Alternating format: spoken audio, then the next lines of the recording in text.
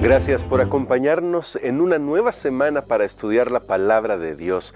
Esta semana vamos a considerar la segunda parte del tema alcanzar a los no alcanzados. Esa misión que nosotros tenemos en favor de esos grupos de personas que no han sido alcanzados con el Evangelio, que no conocen el nombre de nuestro Señor Jesucristo y que tal vez ni siquiera quieren conocerlo porque creen que ya su vida está resuelta tal y como está.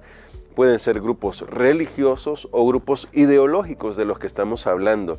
Y ya la semana pasada introdujimos la idea de que hay 7.400 grupos o más de personas, grupos de personas que no han sido alcanzadas. Y aunque por lo general nos concentramos en la ventana 1040, esa región del mundo que abarca Asia y Medio Oriente, la realidad es que tal vez cerca nuestro, muy cerca nuestro, haya personas que todavía no han sido alcanzadas.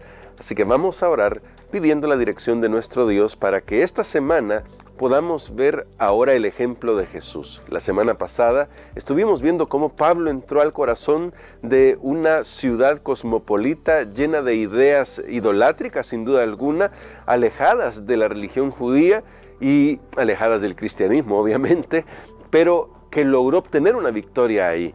¿Cómo hizo el Señor Jesucristo, cuyo ministerio se centró casi exclusivamente con los judíos? Digo casi exclusivamente porque vamos a aprender que el Señor Jesús pudo actuar con mucho tacto en su ministerio para dejar la lección de cómo alcanzar a los no alcanzados. Vamos a orar. Querido Padre, esta nueva semana que estamos comenzando en este día domingo, la queremos poner en tus manos de amor para que nos des sabiduría a la hora de estudiar tu palabra. Porque necesitamos saber cómo alcanzar a esas personas que tal vez otros van a hacer de lado. Pero nosotros no queremos dejar a nadie fuera de la predicación del Evangelio, fuera del Evangelio de nuestro Señor Jesucristo, porque nosotros mismos fuimos alcanzados por misericordia. Danos esa sabiduría, lo pedimos en el nombre de Jesús. Amén. Desde el principio, cuando Adán y Eva pecaron, Dios siempre buscó a sus criaturas, siempre. Él pudo haber desechado a la creación de los seres humanos aquí en la tierra. Él pudo haber dicho, bueno, no pasa nada, se estropearon, pues destruyámoslo. Eso es lo que hacen los dioses míticos de Medio Oriente, de Mesopotamia, incluso en nuestros países donde se conocen algunos libros mitológicos como el Popol Vuh. Lo que hacen los dioses cuando no salen bien sus criaturas es destruirlo todo. Dios no actúa así. Dios no actúa así. Dios obra en favor de la salvación. E incluso cuando se arriesga a ser malentendido, como es el caso del diluvio, cuando se arriesga a ser malentendido, siempre tiene un propósito salvador, lo cual se ve en la familia de Noé. Y como Dios siempre busca a las personas y busca a todos los grupos de personas, deberíamos preguntarnos qué quiere hacer Dios por los grupos de personas que cada vez se aíslan más. Sí, y me estoy refiriendo específicamente al grupo de personas que vive en zonas urbanas, en ciudades. ¿Qué debemos hacer? Porque hay quienes están tomando un camino muy opuesto al propósito de Dios. Piensan que lo que Dios les está pidiendo es que se alejen de las ciudades para vivir como ascetas en algún lugar. Claro, llegará el momento en el que todos debamos ir al campo, eso está escrito, llegará ese momento. Pero mientras llega, la pregunta es, ¿qué estamos haciendo por las personas que viven en las ciudades? Porque se estima, si Dios todavía permite que se dé este tiempo, que para 2050 más del 68% de la población mundial va a vivir en ciudades. Actualmente, hace algunos años se hizo una encuesta a nivel mundial, la ONU hizo esta encuesta en 2018, vive el 50% de la población mundial en zonas urbanas. ¿Qué estamos haciendo para alcanzar a estas personas? Bueno, vamos a explorar algunos ejemplos, porque también el Señor Jesús nos puede ayudar con esto. En la lección de hoy, misión a regiones más alejadas, vamos a considerar el contexto de lo que vamos a hablar durante la semana. En Mateo capítulo 15 aparece un versículo muy interesante que nos dice que Jesús, luego de estar en Genezaret, ahí por ese lado del lago de Genezaret, cerca de Capernaum, vio la necesidad de ir a la región de Tiro y Sidón. El texto dice en Mateo que se retiró. En Marcos se cuenta un poco la historia de forma diferente y vamos a tomar eso en cuenta cuando ya lleguemos ahí, a la historia de cómo la cuenta Marcos. Pero Mateo y Marcos están contando esta historia de cuando Jesús se retira a la región de Tiro y de Sidón. ¿Qué significa esto en términos que podamos nosotros analizar? Significa que si partimos de Capernaum, cerca del lago de Genezaret, y cruzamos una línea recta, trazamos una línea recta hasta Tiro, solo en una línea recta hay 33 kilómetros. Obviamente un viaje jamás es en línea recta, así que deberíamos sumarle algunos kilómetros a esto. Y desde Tiro hasta Sidón, que está un poco más al norte de Tiro, no estoy dando una ubicación geográfica, sino hablando en la dirección desde Tiro, hay que caminar otros 37 kilómetros. Ahora sumemos esto, 33 más 37, ahí llevamos 67, 70 kilómetros.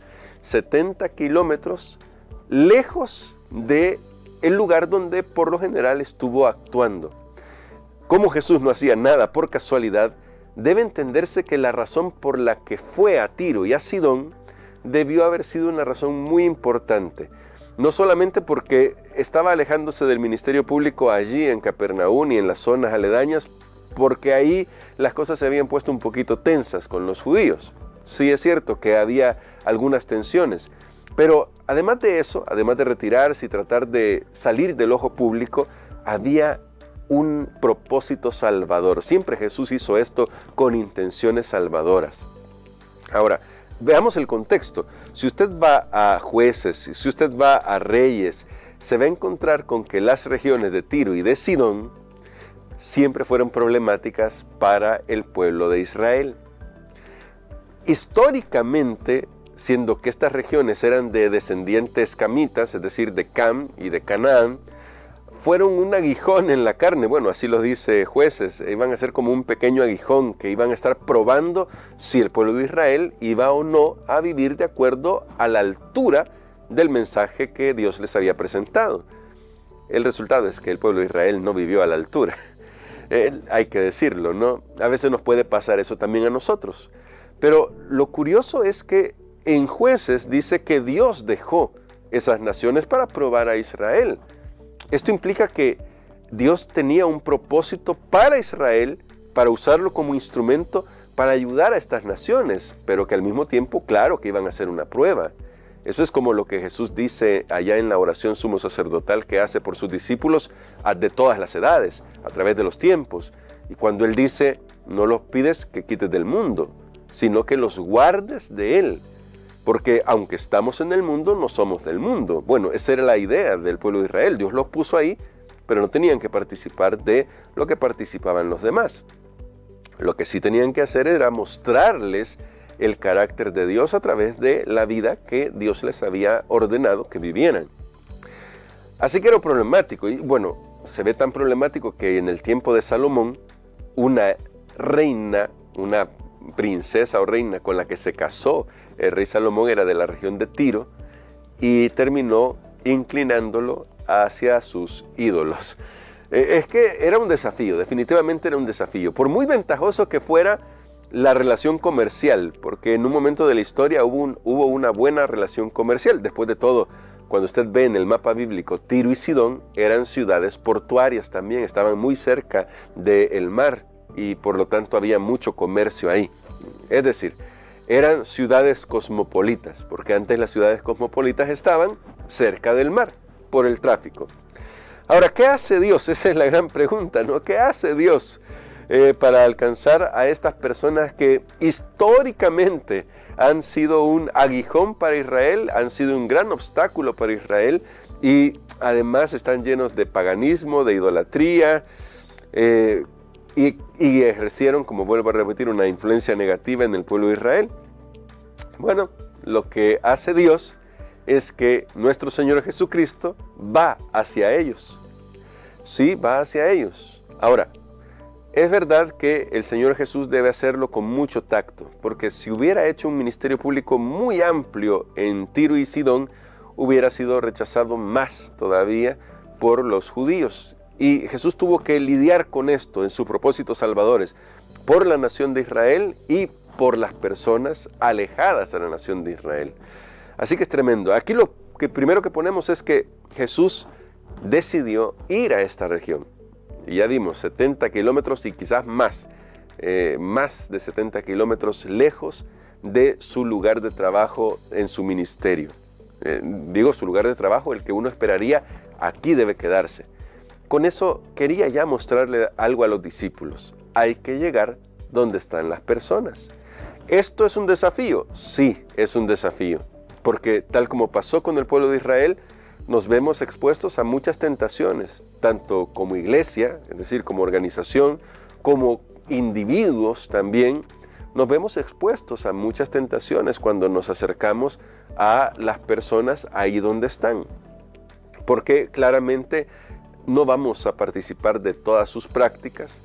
Y de hecho hay quienes están tan preocupados por eso y creo que lo hacen con buena intención, aunque es, como dice Pablo, celo sin sabiduría, a veces retienen o detienen la obra de Dios en favor de estas personas que no podemos alcanzar de una manera tan directa como quisiéramos, que es un poco el caso de lo que se ve aquí con Jesús. Y a veces no se pueden alcanzar de forma tan directa, no por las personas en sí, sino por el propio pueblo, que es lo que le pasaba a Jesús. Jesús pudo haber ido más abiertamente a Tiro y Sidón, porque sabía que ahí había gente que lo necesitaba, pero no lo hizo tan abiertamente porque el propio pueblo tenía problemas, el propio pueblo de Judá tenía problemas con eso. Analicemos estas ideas, porque sinceramente es un desafío, y hay que poner la base sobre esto. Eso siempre va a ser un desafío. Lo fue para el pueblo de Israel, que vivía en medio de un país con muchas naciones idolátricas. Lo es para nosotros el mantenernos fieles a los principios de Dios, fieles a los principios que encontramos en la palabra de Dios. Es un desafío, pero es un desafío para el que tenemos la ayuda del Espíritu Santo. Si le pedimos ayuda al Espíritu Santo, podemos enfocarnos en lo importante. ¿Qué es lo importante? Que podamos modelar la vida de Jesús ante los demás.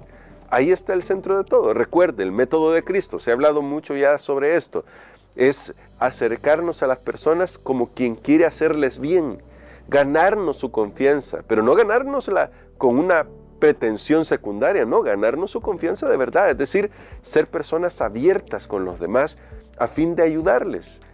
Y eso va a hacer que las personas puedan ver en nosotros algo diferente y que contemplen en nuestro cristianismo algo diferente. Dios espera que nosotros estemos dispuestos a abrir las puertas de nuestro corazón, de nuestras iglesias, de nuestra familia, a los que están siendo atacados por Satanás en el mundo y están necesitados. Y digo atacados por Satanás no porque estén poseídos por demonios en el sentido de que los veamos en las calles echando espuma por la boca, no. Atacados por Satanás, asediados por un mundo tan materializado, tan materialista, es mejor la palabra, tan materialista como en el que vivimos, en el que la gente quiere hacer a un lado a Dios o se va del lado de ideas místicas, tratando de llenar un vacío espiritual y existencial que no van a llenar con esas ideas místicas que son tan etéreas, tan abstractas y que no llevan a una relación personal con nuestro Dios y Salvador Jesucristo.